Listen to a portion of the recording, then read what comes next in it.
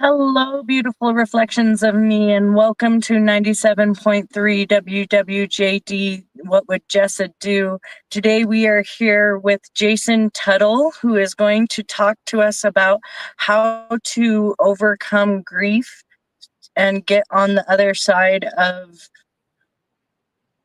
grief. So, if we can hear from Jason, here he is. Well, thank you so much for having me on. Yeah.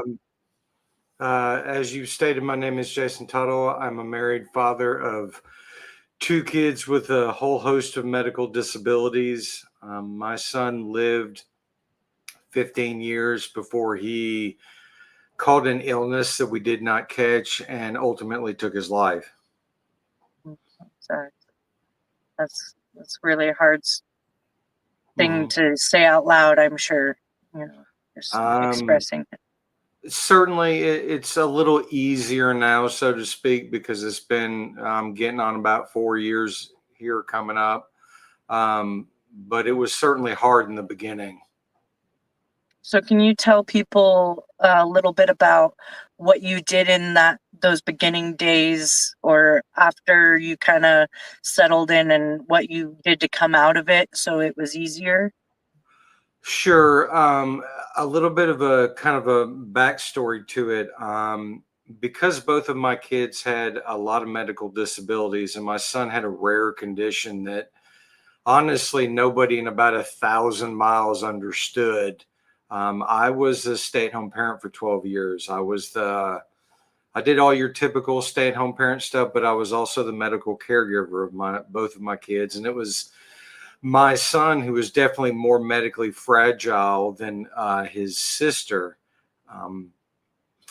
But when there were issues with my kids, it was always my son. He was always in and out of the hospital. We were always doing doctor's appointments and specialist visits and all that kind of stuff. And even the day that he passed away, that morning, I was the one to find him in his bed and kind of how he was acting. I took him to the hospital. I actually stayed in the ER trauma room as they worked on him until he took his last breath. So I witnessed all that. And that was, I didn't realize it in the time, but that was a very traumatic thing, as anyone would suspect, although I didn't believe it in the moment. I since learned I probably still deal with some PTSD from it. But, the first thing you deal with in grief, especially as a parent, but especially as a male parent, it's a loss of, the family tree. It's loss of lineage. It's loss of, what I'm passing down to my son, for however old he was going to live before all of this happened. And then you start thinking about, well, this is a parent losing a child is out of that natural order of things. And that's a very foreign concept because it's not supposed to happen that way. Parents aren't supposed to outlive their children. And that was a very hard issue for me to deal with. But so my son passed away, and I grieved probably a year and a half very hard. My relationship with my son was, how do I want to put it? My relationship with my son was different than what his relationship was with his mother. It wasn't better or worse. It was just different in the sense was, because I was his 24/7, 365 care. I was always with him in the hospital. So we had a different bond than what he and his mother had, who was the breadwinner at the time and worked to provide so that I could stay at home and take care of him, that kind of thing. So when he passed away, it was hard because, one, he was my son. And most guys I don't want to say it's not better or worse, but most guys look a little differently as at their son versus their daughter. It's just a different relationship. And Yeah. so to lose my son, um, that was an added level of kind of hardness um, right after the fact. But so I grieved for What about a did year.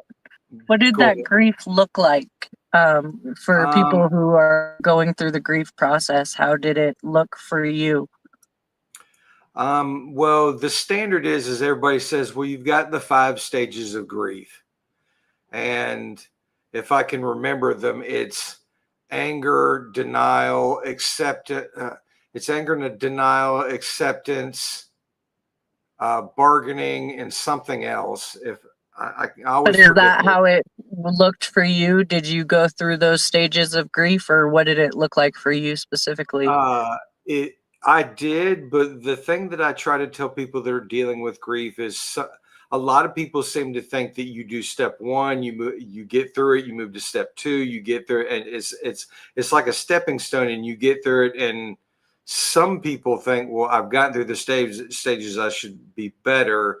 That's not the case at all. I, like a lot of people, dealt with the 5 stages of grief. It was not linear; it was more fluid. I could experience all 5 stages of grief multiple times in a day. Um, but for me and most men, I dealt with a lot of anger in the beginning. Um, Injustice. well, injustice, but in the sense of, one, I'm surpassing living my son, and then two, because I was his medical caregiver, there were several other times that I saved his life. And for me, for my job to be to take care of my son and to be able to save him when he needed it most, and I wasn't able to do it this time, even though it was well out of my hands, and there was honestly nothing I could have done about it at the point in which we got to the hospital. That was still a very hard pill to swallow. So there was a lot of internal anger. It wasn't necessarily directed at anybody. It was one of your typical man. If I could have gone out my garage and punched a hole through the drywall, I probably would have. Um, that kind of thing. It's Props for not actually doing that. A lot of men have done that for less. So well, and one of the things I tell a lot of men is, right in the beginning, right afterwards, what I would say is, if you've got those emotions, get them out. If it truly means you going out to your garage and punching a hole through the drywall to get that emotion out amongst yourself, then I'm all for it. But you've got to give yourself some time to get that initial just grief weight that's on you off, so that you then can slowly start to move forward with it. Because if you can't even get that emotion out yet, you can't move forward with it. And so that's kind of where I was for probably the first year and a half. I don't do it outside of my house, but in my house, I was very visually emotional. I mean, I was, you know, crying multiple times most days for probably a year and a half.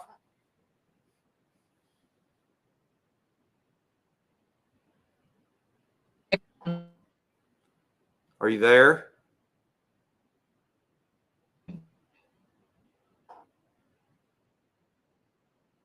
Are you there?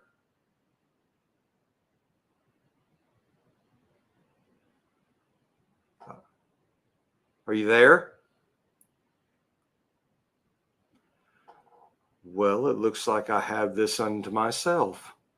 For those of you out there that are watching, thank you for watching. I don't know if I've ever hosted a show by myself. So we'll get on till Jessa gets back on. So for the first year and a half, I sat and I was in my sorrow. I was in my devastation. I was in my, you name it, as a griever. There we go. Sorry. I am so sorry about that. My internet cut out and I It's apologize. okay. Go So ahead.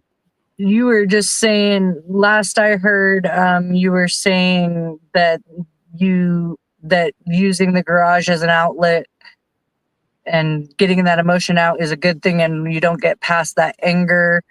Like if you don't get that anger out, you don't get moved to the other stages.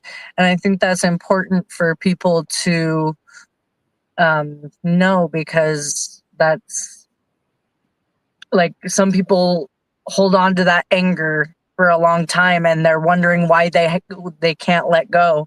So what were some of the tools that you use to get out of the grief? Well, I'm a big proponent of counseling and therapy. So right after everything had happened, I had gone back to see the counselor that I had seen before for just other personal issues. And so I saw her at least for that first full year afterwards, because I needed someone outside of myself to be able to see kind of what I was dealing with. And probably about 6 weeks into it, she suggested that I start journaling. And the irony of that, based on what I'm currently doing now, was my initial response was, I don't know how really good of a writer I am. I don't know if that's going to be my outlet. And so I kind of put it back. I put it on the mental like back burner for probably 9 months after that point. I still grieved. I still, did a lot of things that reminded me of my son, just because, not that I've ever let go, but I didn't want to let go. I wanted to be, what a lot of grievers deal with is they want to be in those painful moments because it connects them with their loved one that they've lost, even though they're painful moments. So at about 9 months afterwards, just one day I was watching a reel on Facebook, and I don't even remember what I was watching, but something in that video caught my attention. It reminded me of my son, and I lost it. I just started crying and bawling, and I cleaned myself up after a few minutes, and I literally opened up a Word document and started writing a letter to my son. If I could have sent it to him, just kind of how I was feeling, and I kind of verbally vomited on a page, if you will. And I wasn't gonna share it with anybody, but for whatever reason, after I got done with it, I just threw it in a folder on my computer and I saved it. And every letter after that, I continually did that. Didn't know why I was saving them. Didn't know. I thought, why am I doing this? I'm not going to go back to these. It turns out what I'm currently doing, I'm glad I did, because that was the stepping stone to going into what I'm currently doing. So so now that you have all of those letters, what did you do with them, and did you eventually share them, like with your therapist or with more people, or? So what had happened was, in this process, like most of us do, I got on Facebook and I tried to see if I could find a group that related to me. And I actually found a group called, it's changed names since then, but it was originally Parents Who Lost a Special Needs Child. And I was shocked to have found it, because that's Such a niche. yeah, it's such a niche group, Yeah. and it's such a small group. I was like, I really, in hindsight, I was meant to find it, honestly. So I You were got in led there to it. and I got to know the admin, which was a woman, very well. And one day I messaged her and said, hey, I journal. Do you mind if I share some of these? And almost before I could finish typing the DM, she goes, yes, we would love for you to, because we so rarely, if ever, get men willing to open up. So I did. I posted it that morning, didn't think much about it. And that evening I got all these like notifications, and I thought, well, here we go. This is the internet. And even those, Yeah. even though this Troll. may be noble, if you will, it's still the internet. And am I going to be able to handle negative comments if I get them? Yeah. Because at that point, I Because you was, don't need to be hit while you're down.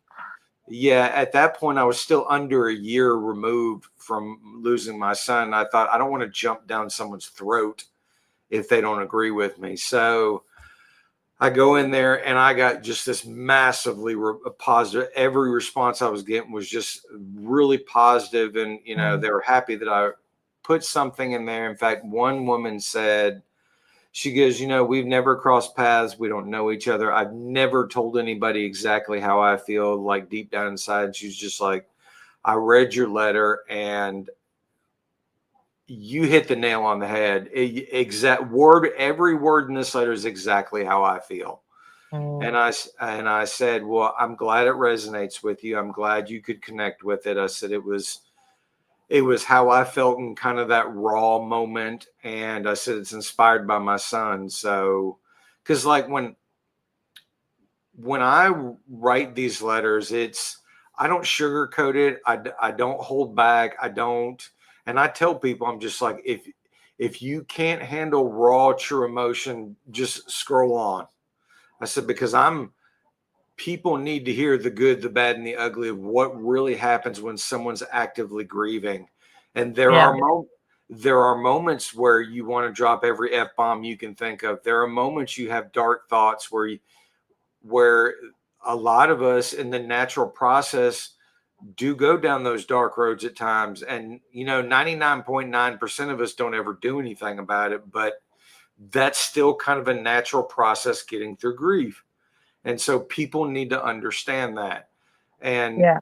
And that's why I wanted to have you on this podcast, is because I felt like your message was so important and that you have such valuable things to help with grief. But I do want to touch on something that some people may not realize, is that you can grieve someone who is still alive. And yes, it's not just like for me, my daughter was taken from DCFS at 2 weeks old. mm-hmm. And so I went through all of this depression and all of the stages of grief. And I got mad at people that didn't deserve my wrath, and so I feel like, yes, I'm over it now, but I still come back to that anger. And, it's just like,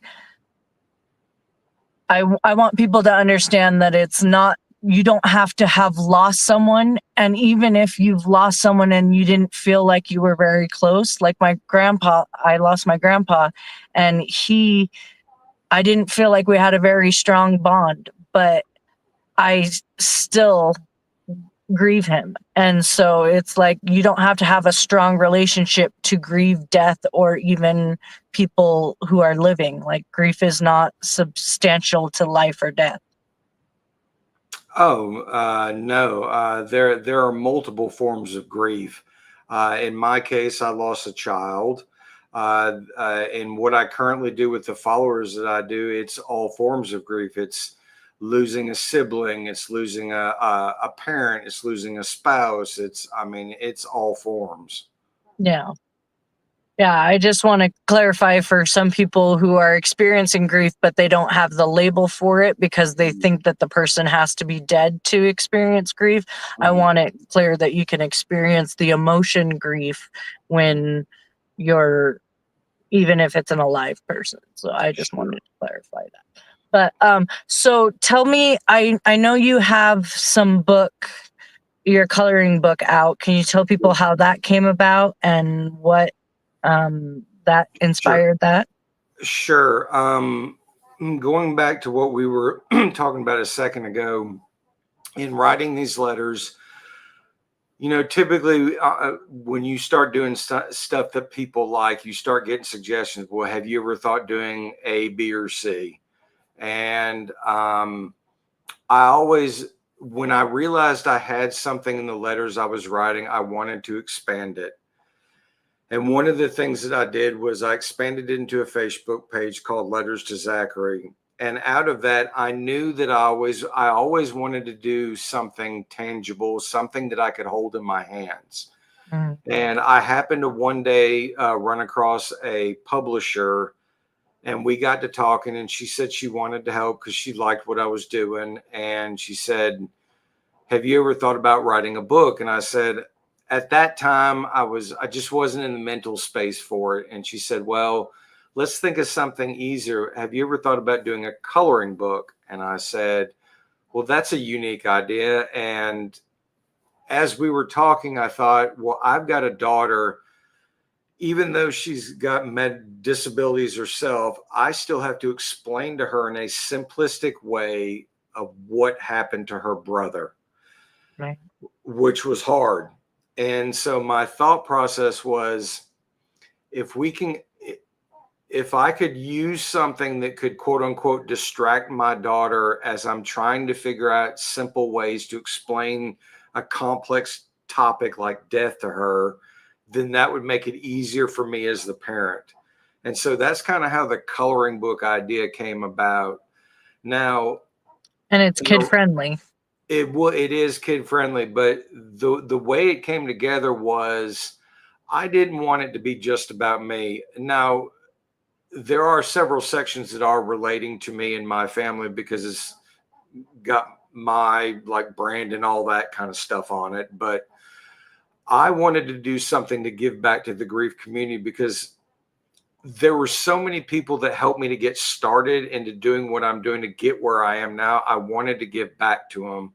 So what had happened was through the publisher, we set up a web page, we set up a survey, and we told anybody that wanted to that had lost a loved one, you could come to this page, kind of put who you are, where you're from, and who you lost. And then we said, we want you to put several positive attributes about your loved one in here. And what the illustrators were going to do was they're going to take all these positive attributes, put them together, and either create a collage coloring book page in this coloring book or a scene. So everybody that entered, that did the survey, that got accepted, they have a full coloring book page, kind of memorial of their child, their brother, whoever they lost, who they were, some positive attributes about them, and where they're from. And then on top of that, some of the people that have like podcasts and foundations, on the back of their page, they had all of their stuff so like they could advertise that kind of thing. Oh, so it was kind of a collaborative effort, although it's under my name, so to speak. mm-hmm. So it's like a collection of stories. It is in coloring book form. So anybody that uses it, whatever page you color it, they know that the person that is made after is someone that may have passed away, like someone that they know, to let them know that fortunately or unfortunately, there's someone out there that understands what they're going through, is kind of what it was designed for. And would you say like the aspect of like people bringing these drawings to life has given the people who are in the book hope and like a more connection that's not anger to I do. I think it's a sense of healing, but it's also a lot of the people that had submissions that were put in there. Excuse me. They like the fact that it's almost a living memorial for them. And the way I described it to them, I said, at least for me, this is a living memorial for my son that can be put on a bookshelf somewhere that will outlast me and everybody in my family. Yeah. Because like you don't know who you'll help down the road. Sure. And like you can buy it on Amazon, but Amazon's always going to have it because they want to sell it and make money off of it. Yeah. So it will always be out there. Yeah. And so a lot of the people that have family members in this book like that, and like me, they like the fact they've got something tangible with people that have been through situations like them as kind of a community thing. That's amazing. So, I do wonder, if so, because this is a radio station, um, is there any music or songs that helped you through that hard time, or that make you think of him or remind you of your time together? Well, the song that I consistently listened to that I had played at his service was Amazing Grace by Pentatonics. Oh, I love Pentatonics. They do it so well. Their a cappella version, and the one I've listened to since then pretty regularly is a song by Scott Stapp called "Gone Too Soon." Mm, that's Those are the two big ones that I listen to pretty frequently. yeah. And how would you say that music helps you cope, or like go like feel better, or what do you say that music does for you when you listen to it? Um, it helps me to, like, when I get in a mood to want to, write something grief related and all that, it kind of helps me to get in that mood to be able to write. Mm, Um, uh, Whenever I hear these songs, it almost immediately reminds me of my son, just because they're all tied to my son. mm. So I mean, it brings both happy and sad memories, is what it does. That's good. Yeah, that's what I was wondering, is it just the, like, you get yourself in that sad feeling to write, or does it sometimes elicit that happy feeling and the memories of good times? And It's a little bit of both. yeah. So, where can people find you and these letters, and how can people reach you if they want your coloring book or whatever? Sure. For those that are interested, they can go to letterstozachary.com. Um, on that page, you can scroll down to the bottom, and I'm on Facebook, TikTok, Instagram, and X for online content. I've got various different forms of media I like to put out there, just depending on the mood that I'm in when I'm doing it. And then on my letterstozachary.com page, there's a blog section where I have every entry I've written for the first full year of grief. And Wow, that's it's powerful. it's numbered off from 1 to, I think, 75 is Mm. what it is. So if someone wants to go in there and read it to kind of see what the progression is from what the initial emotion is to what it is now, to where I've moved forward with it over a year period, they can read that. I've got current media. I've got several different things on there. Great. So where do you see this taking you, or where do you hope to see this in the future, or what do you hope to gain from putting this out there? Um, the Letters to Zachary is twofold. One, it's to reach out to men, because men are so wonderful about opening up about their emotions. To let them know that, it's not detrimental to be emotional, and it's not going to take away your man card if you are emotional. Or vulnerable? Yes, or vulnerable. The other aspect is to be able to teach women to understand what men go through, just to be able to begin to grieve. There are certain societal things that men go through that women do not go through, and probably won't ever go through, that men have to get through to be able to even start grieving. And so I try to educate and empower women to understand, here's kind of the direction that you need to take if you've got a male in your life that's not wanting to open up. There's just certain things that you need to understand before you come in, guns a-blazing, if you will. Mm-hmm. So do you do any kind of counseling or consulting for people with grief, or answer And not, questions? not on a professional or certified level, if you will. Mhm. I tell people all the time, I said, I'm just a father that lost a son, although I do have real world firsthand experience dealing with it. And I've always been the type, yeah, I'll go to professionals, but I'd rather deal with the word of mouth, the individuals that have been there and done that, versus to a professional that has only read theory out of a book. So how would you say that relates to having gone to a therapist for the first year? So people who are hesitant about going to therapy because they don't believe that they could relate, what would you say to those people? We know finding a therapist is almost like finding a good hairstylist, a mechanic, you name it. I get that.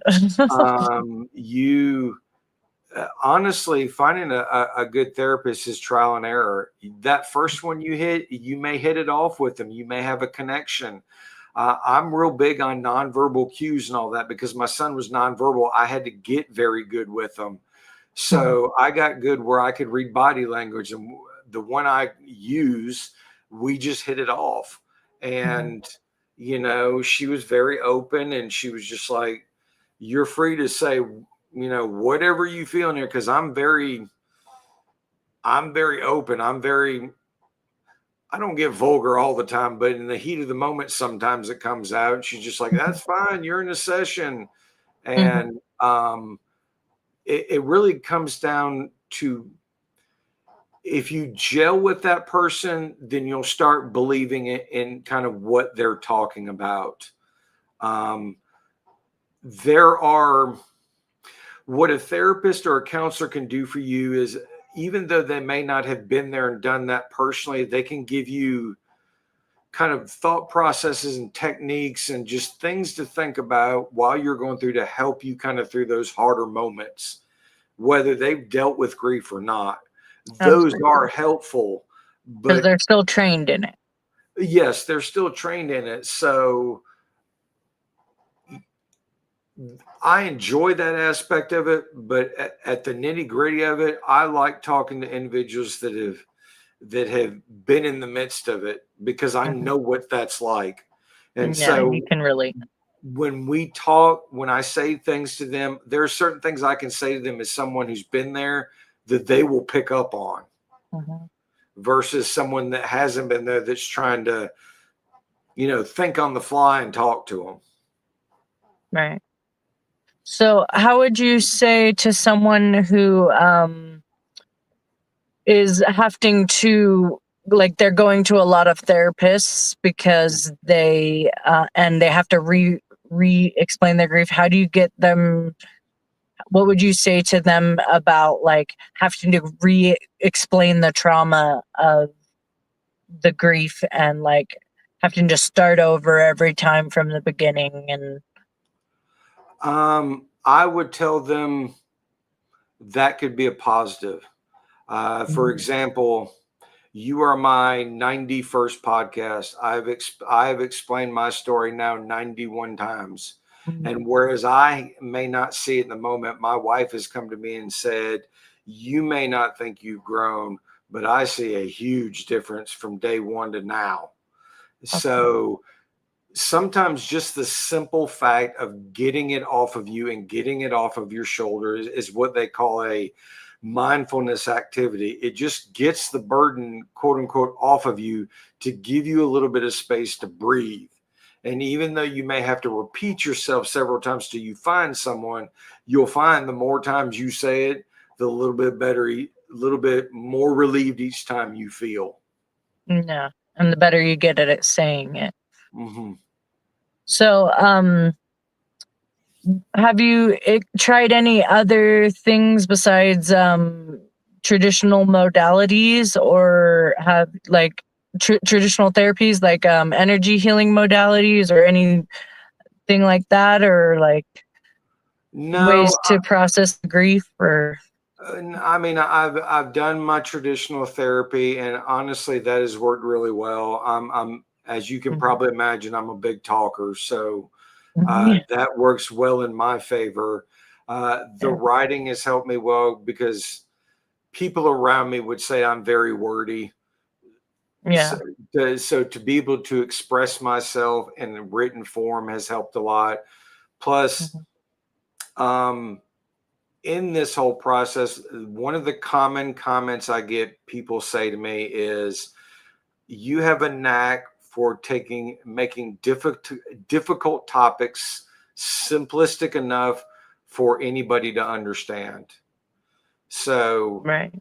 I've always had this weird ability to make analogies and just different scenarios for hard topics so that, I'm a former educator, so if I can explain it to someone like a kindergartner can understand it, then I'm doing great. And that's kind of the ideology behind that. But it's been those kind of those things that have really helped me out the most. Well, that's awesome. So, I'm glad to hear your story from coming out on the other side and overcoming grief. I know it's still a process and it's still a daily progress and stuff, but I appreciate what you're doing for the community to help other people like you and build that support. And I just think what you're doing is really needed, and I think it can help a lot of people. So I'm very grateful to have you on this podcast, and I appreciate your time. And um, thank you, beautiful reflections of me. We will see you in the next recording.